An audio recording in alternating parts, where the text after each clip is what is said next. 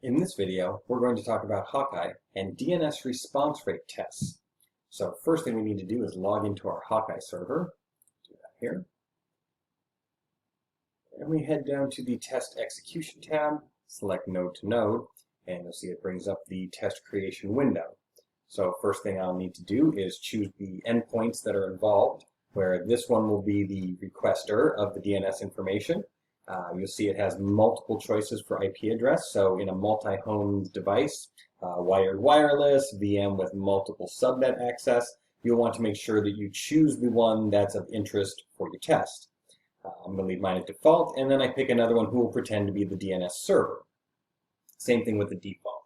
So let's go to DNS response time, and you'll see that I can now choose an identifier. I could call this DNS response, list the people who are involved, whatever I want to label this so that I'll know it when I see it later on. How long do I want to run the test, and how often?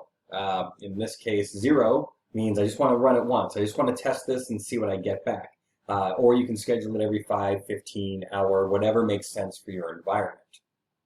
I can set the bit rate. So what kind of speeds am I looking to send DNS traffic?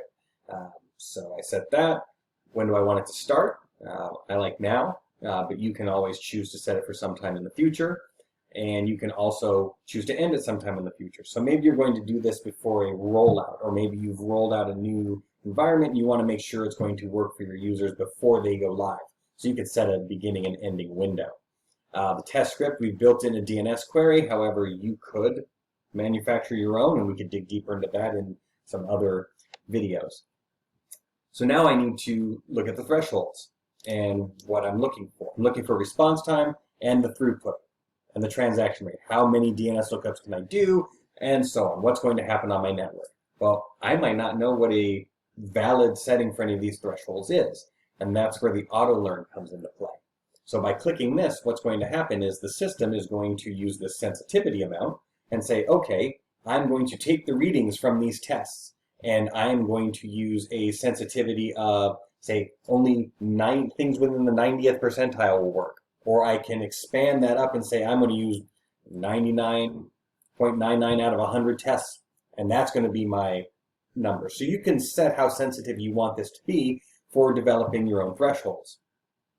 Once we've done that, and we've decided we're going to auto-learn, we set that up. The other thing we need to do is think about outliers. So let's say one test per hour misses one of these marks. Do you want to be alerted every time one of these fails, or do you need to know when it's a more common happening so you know you do have a problem?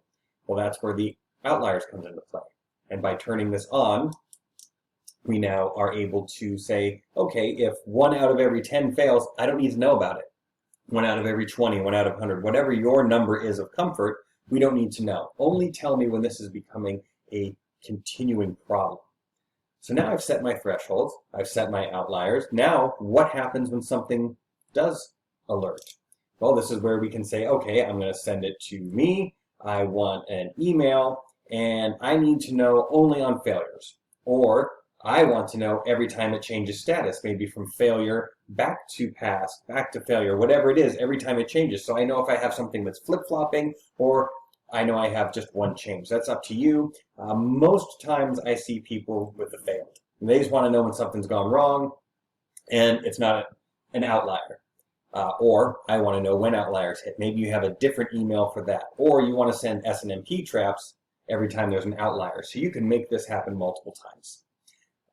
Now that we've set this all up, what are we looking at? Well, DNS response time is different than DNS lookup, and that test also exists, and that's why I wanted to clarify. The DNS response time is simply from one endpoint to another, making sure that DNS traffic is flowing freely and at a rate you expect. We're not doing actual lookups against your DNS server. We do have that capacity, and we'll do that in a future video, where we'll go through the DNS response times with actual lookups and validate that your network is behaving for those